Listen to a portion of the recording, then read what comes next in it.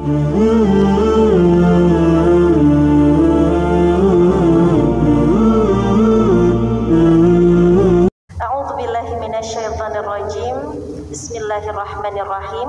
Assalamualaikum warahmatullahi wabarakatuh.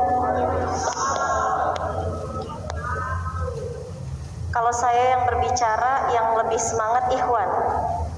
Kalau Ko Denis yang berbicara, yang paling semangat akhwat. Fitrah, gak apa-apa. Tapi saya mau dengar suara akhwat. Akhwat sehat semuanya? Aman hatinya? Ada yang pacaran di sini? Yang benar. Pacaran kita doakan hari ini juga putus.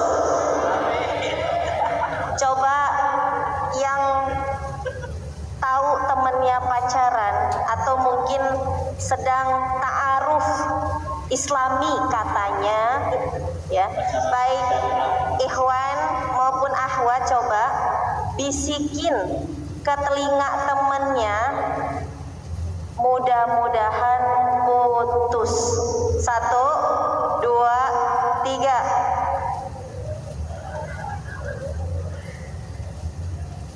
Nggak ngebisikin karena itu aku Teh Yunda. Masya Allah, nggak ada yang pacaran ya di sini. Alhamdulillah. Yang akhwat, semoga yang menjaga kesuciannya Allah pertemukan dengan jodoh yang solih. Yang ikhwan, yang menjaga kehormatannya, semoga dipertemukan dengan akhwat yang salihah. Karena Yunda ingat Ustadz, sebelum menikah itu guru Yunda itu pernah bilang ungkapan yang menurut Yunda itu keren. Guru Yunda tuh bilang begini, hanya orang yang berpuasa yang akan bisa merasakan lezatnya berbuka. Jadi kalau hari ini saat sedang sendiri, kita tidak berpuasa, menjaga diri kita dari apa yang Allah tidak suka, maka nanti ketika sudah menikah, kita nggak akan mampu merasakan indahnya pacaran. Karena ternyata pacaran itu baru indah setelah pernikahan. Yunda sama Koko alhamdulillah sudah menikah 4 tahun. Sekarang lagi bucin-bucinnya. Karena mungkin tahap awal itu adalah tahap pengenalan. Tahun kedua adalah tahun penyesuaian. Tahun ketiga adalah tahun ujian pernikahan. Tahun keempat tahun bucin-bucinan. Tapi kabar baiknya, Allah Subhanahu wa ta'ala mengingatkan kita ilmu cermin. Apa teman-teman? Ilmu cermin. Tahu cermin? Pernah bercermin? Akhwat pasti sering bercermin ya. Kalau misalnya nih akhwat bercermin, yang kelihatan wajah siapa? Sang Hekyo, Ustazah Oki. Kalau ikhwan bercermin, yang kelihatan wajah siapa? Ko Denis. Marep ya. Kalau kita bercermin, ya yang kelihatan adalah pantulan dari wajah kita sendiri. Nah, Allah Subhanahu wa ta'ala berfirman di dalam Quran surat Ar-Rum ayat 21. Apa kata Allah? A'udzubillahi minasyaitonirrajim. Bismillahirrahmanirrahim. Wa min ayatihi an khalaqalakum min anfusikum azwaja litaskunu ilaiha wa ja'ala bainakum mawaddatan wa rahmah. Inna fi dzalika laayatil liqaumin yatafakkarun. Apa kata Allah? Dan di antara tanda-tanda kebesaran aku ialah yang pertama, aku menciptakan pasanganmu itu dari jenismu sendiri. Ini yang pertama. Ini nggak ada yang mencatat dari tadi, hakul yakin IQ-nya di atas rata-rata. Yang ikhwan juga, mudah-mudahan IQ-nya di atas rata-rata karena nggak ada yang nyatet. Yang kedua, mungkin udah pernah dengar materinya. Tapi para ulama menasihati kita ketika kita berada di taman-taman surga, yaitu majelis ilmu, maka ikatlah ilmu itu dengan penamu. Karena pikiran kita ini sudah terlalu banyak memikirkan dunia. Maka ketika kita duduk dengan orang saleh, mendengarkan ilmu dari mereka, catatlah, ikatlah itu dengan penamu. Ketika nanti kamu lupa, kamu bisa buka dan kamu bisa ulang-ulang tuh pelajarannya supaya bisa diamalkan. Jadi kalau berbicara tentang pernikahan, teman-teman, yang Yunda aminkan adalah jodoh itu adalah cerminan diri. Maka berangkat dari hal itu, Yunda yang punya masa lalu buruk, mungkin Ko Denis pernah terjebak masa lalu yang kelam juga pada saat di Thailand. Yunda berpegang pada ayat ini, bahwasannya ketika aku bercermin itu akan memantulkan cerminku juga. Jadi pada saat itu jangan sibuk mencari yang soleh bagi akhwat, tapi sibuklah menjadikan diri kita salihah. Begitupun sebaliknya dengan yang ikhwan. Kenapa? Karena pada saat sendiri itu adalah proses di mana kita sebanyak-banyaknya mendekatkan diri kepada Allah. Bukan sebanyak-banyaknya galau, dan bukan sebanyak-banyaknya berhayal, ya. Karena jangan sampai kita tuh nggak menyibukkan diri dengan ilmu.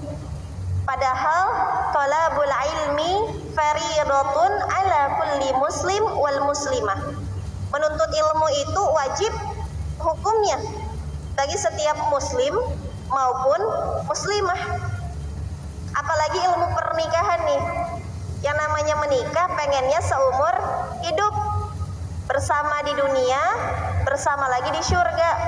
Nggak ada orang pengen menikah besok kita cerai aja ya, nggak ada.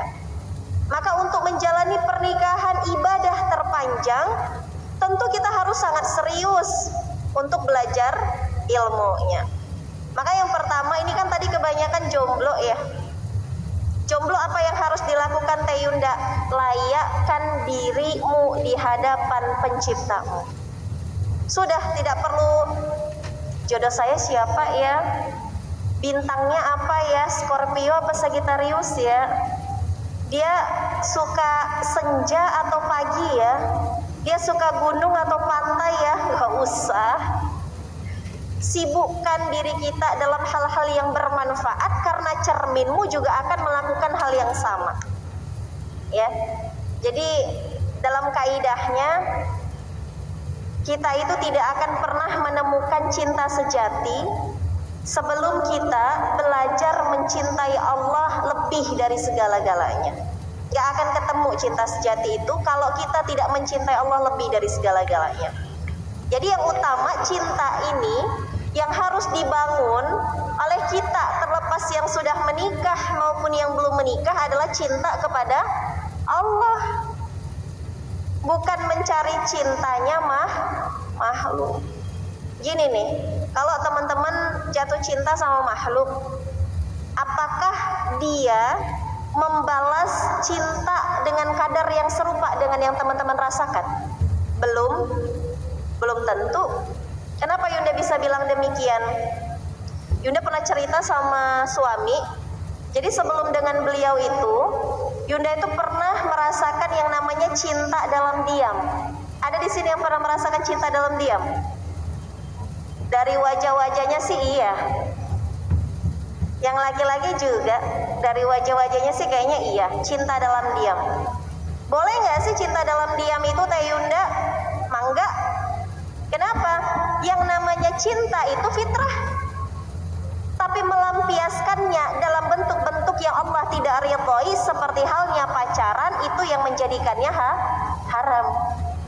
Kenapa Yunda bilang boleh cinta dalam diam itu? Ada tuh putri kesayangan baginda Rasulullah Muhammad sallallahu alaihi wasallam, Sayyidah Fatimah Az-Zahra, jatuh cinta dalam diam kepada Sayyidina Ali bin Abi Thalib. Tapi mohon maaf Teteh, Akang, kalau Bunda Fatimah sama Kang Ali bin Abi Thalib ini cinta dalam diamnya nggak kayak kita. Kalau Bunda Fatimah mencintai dalam diam, setan pun tidak mengetahui isi hatinya, ya kan? Tapi kalau kita bagaimana cinta dalam diamnya? Buka Instagram, update status, potret langit. Hari ini aku hanya bisa menatapnya dari kejauhan. Yang ikhwan, cekrek, fotoin senja. Aku sedang berjuang di sini. Semoga dia pun mendoakanku di setengah sepertiga malamnya. Nggak usah. Ngapain, ya kan? Ngapain kayak begitu? Cinta dalam diam yang diperbolehkan itu ya sudah. Kalau kamu memang ada rasa, mungkin itu fitrah yang Allah kirimkan. Tapi belum tentu juga yang kamu cinta itu akan menjadi jodohmu. Kok gitu Teh Yunda? Iya, karena Yunda merasakannya. Ini kejadian. Jadi sebelum datang Ko Denis, Yunda pernah suka sama seseorang. Beliau sudah tahu, ya. Kalau ada lagunya itu lagunya Raisa kali ya. Apalah arti aku menunggu. Galau. Udah tahu galau, kunci pintu di kamar makin galau, ya kan? Ngapain? Cinta dalam diam yang diperbolehkan itu ya sudah, ketika kita mungkin punya rasa kepada seseorang, kita bawa rasa itu kepada Allah Subhanahu wa Ta'ala, dan tidak perlu diapa-apain rasa itu, ya. Berdoa saja kepada Allah, ya Rabb, kalau memang dia jodohku, baik untuk agama dan akhiratku, mohon dekatkan. Tapi kalau memang dia bukan jodohku, tidak baik untuk dunia dan akhiratku, mohon dijauhkan dan datangkan yang lebih baik dari dirinya. Alhamdulillahilladzi bi ni'matihi tatimmus shalihat. Allah datangkan Ko Denis Lim. Jadi tidak ada yang tahu, ya. Ditinggalkan satu orang, datang 1000 orang.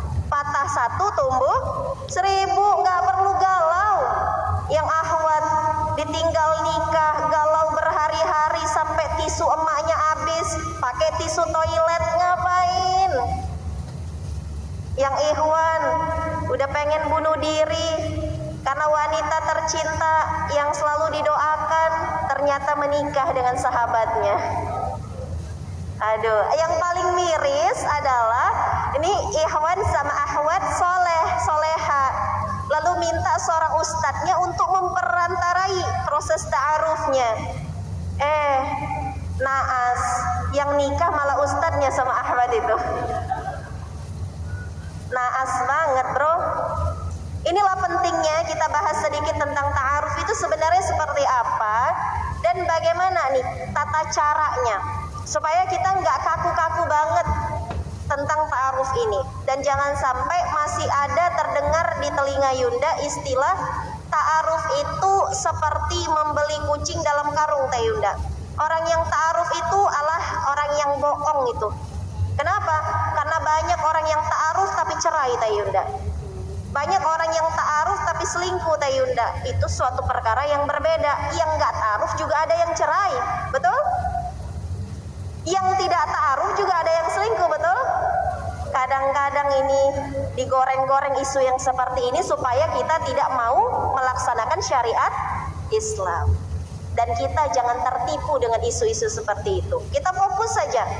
Ihdinas siratal mustaqim, ya Allah tunjuki aku jalan yang lurus. Orang bilang begini, kalau sudah ada di dalam Al-Quran, lurus saja pada Allah, ya. Ta'aruf itu apa sih, Teh Yunda? Dari tadi ngomongin ta'aruf. Ta'aruf itu sesederhana kita berkenalan, ya. Makanya kan ada istilah tak kenal maka ta'aruf, tak kenal maka tak sayang. Yang mana yang benar, Teh Yunda? Dua-duanya benar. Tak kenal ya maka ta'aruf, kenalan.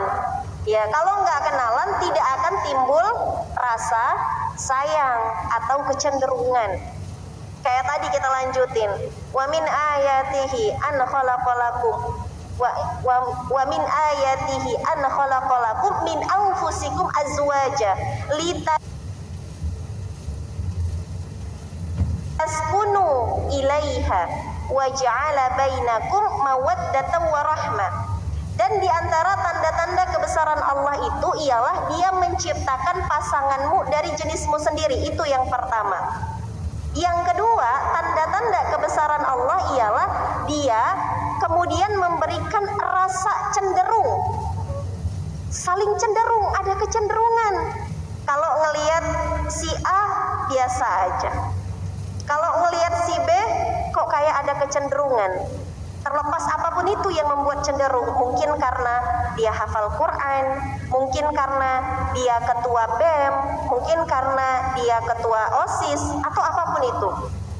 Allah turunkan rasa cenderung antara satu dengan yang lain.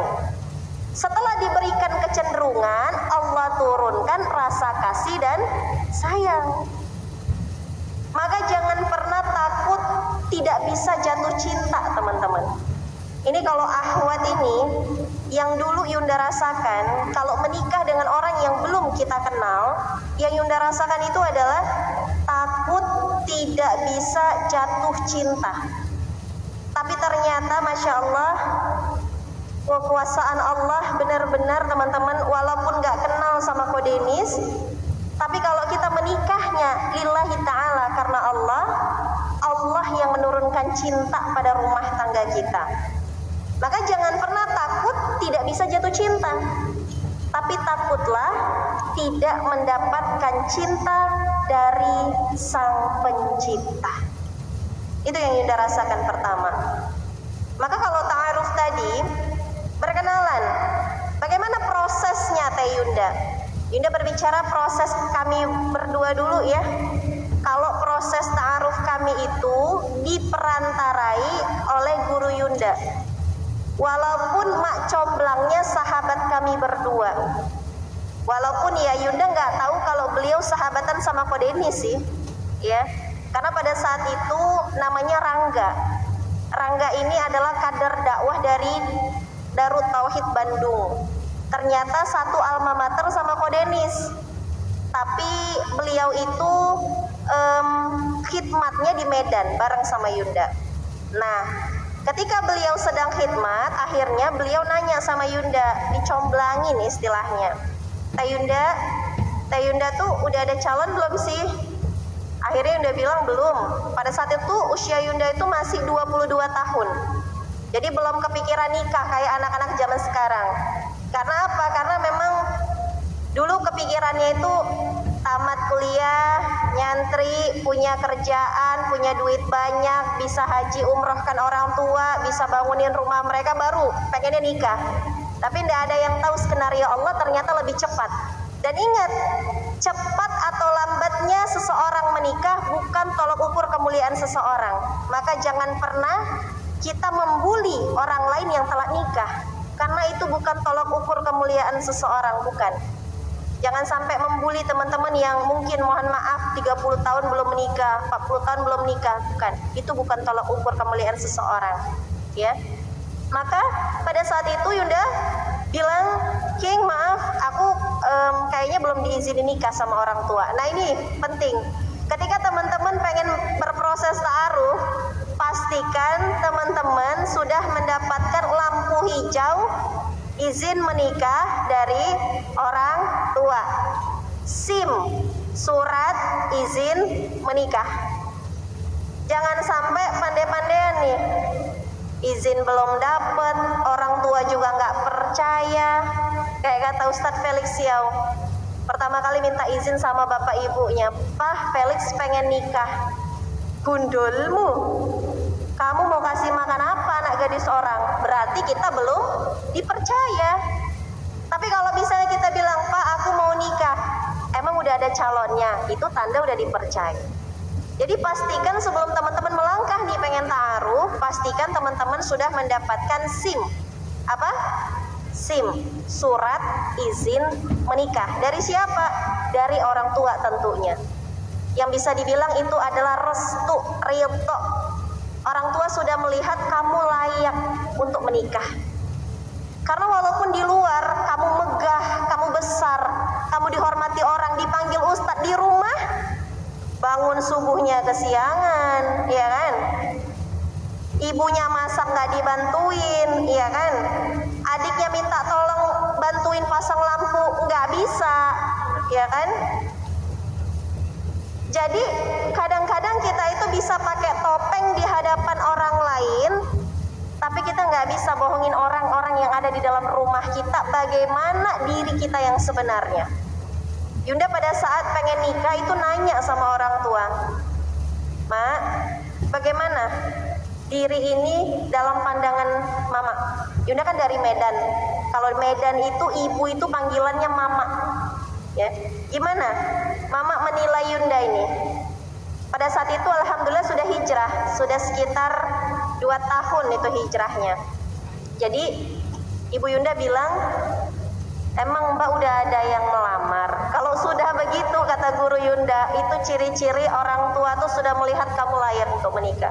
Tapi kalau orang tua bilang, "Nak, yang betul aja, Nak. Kamu aja belum bisa bedain mana jahe, mana lengkuas." Ya kan? Tapi itu nggak terlalu perlu.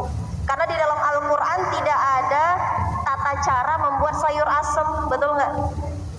Tanpa kamu bisa bikin sayur asem, kamu juga bisa masuk ke dalam surga. Ya, jadi itu. Yang pertama SIM, surat izin menikah. Yang kedua, ya tentukan calonnya. Ya, bagaimana cara menentukan calon itu, Teh Yunda? Kata Rasulullah Sallallahu Alaihi Wasallam dalam hadis riwayat Bukhari, ini untuk ikhwan.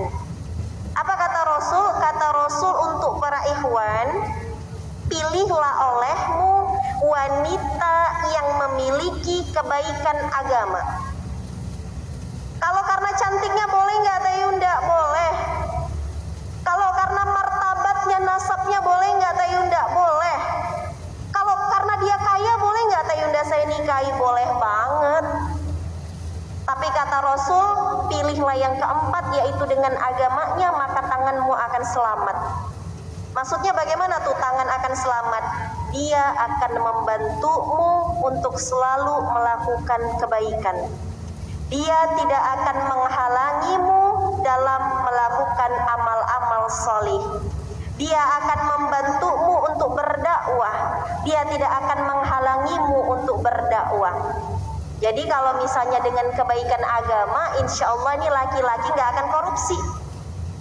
Kebanyakan laki-laki korupsi dan laki-laki curang di kantornya, di lembaganya. Nah, ini kejadian banget. Ada seorang suami solih, ini solih orangnya, tapi dia memakan hak yang bukan haknya dia di dalam lembaga Islam lagi. Kenapa? Karena setelah ditelusuri, ternyata istri di rumah itu rewel, pengen beli emas baru, pengen punya rumah baru, pengen beli mobil ketiga, nggak suka dengan baju yang murah. Akhirnya suami bingung mau cari duit halal di mana lagi. Akhirnya ngambil yang bukan haknya di dalam lembaganya, kantornya, na'udzubillah. Jadi bagi seorang laki-laki, sudah, walau dia nggak cantik-cantik banget, tapi baik akhlaknya, pinter ngajinya, sayang sama orang tua, nikahi dia. Ya, nggak perlu cantik-cantik banget. Banyak yang cantik tapi bikin nyeri hati, ya kan? Karena skincare-nya juga mahal. Yang ahwat juga dinasehati oleh Rasul. Apa kata Rasul? Wahai para perempuan, kalau ada datang laki-laki yang salih melamarmu, maka nikahilah dia. Kenapa disuruh Rasul kita menikah dengan laki-laki yang salih? Karena laki-laki yang salih akan membantumu untuk senantiasa taat kepada Rabbmu. Kenapa? Karena tujuan kita diciptakan bukan untuk bahagia, happily, before after, kayak film Cinderella ya. Enggak, kita diciptakan bukan untuk bahagia, tapi kita diciptakan wa ma khalaqtul jinna wal insa illa liya'budun. Kita diciptakan untuk beribadah, maka menikah ini adalah ibadah. Waktunya tinggal sedikit lagi. Maka pilihlah bagi para perempuan laki-laki yang solih. Bagaimana melihat laki-laki itu solih atau bukan? Lihat bagaimana sholat 5 waktunya, dia jaga atau tidak. Lihat bagaimana dia memuliakan orang tuanya, dia hormat atau tidak. Lihat bagaimana dia sehari-hari menuntut ilmu atau tidak. Kalau dia nggak senang sama ilmu agama, bagaimana bisa membimbingmu untuk bisa ke surga? Jadi sedikitnya ta'aruf itu, ya teman-teman, pilih yang solih dengan kebaikan agama dan akhlaknya, maka kamu akan selamat. Yang kedua, minta perantara. Ini tadi penting. Perantaranya ini harus orang yang paham agama. Makanya kayak tadi, jangan sampai ustadznya pula yang nikah sama calon kita. Cari ustadz, kalau bisa ustadznya sudah menikah dan nggak ada niat nambah istri. Nanti dia pula yang nikah sama akhwat kita, ya. Cari seorang guru yang memahami tentang ilmu ini, kemudian minta tolong untuk diperantarai.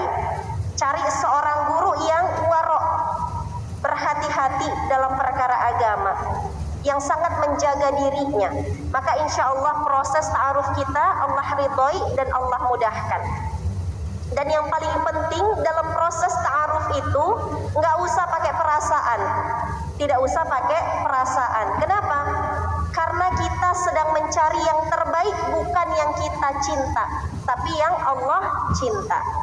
Jadi dalam proses ta'aruf, Yunda dan Kodenis itu selalu sholat istikharah dari mulai awal sampai H-1 akad.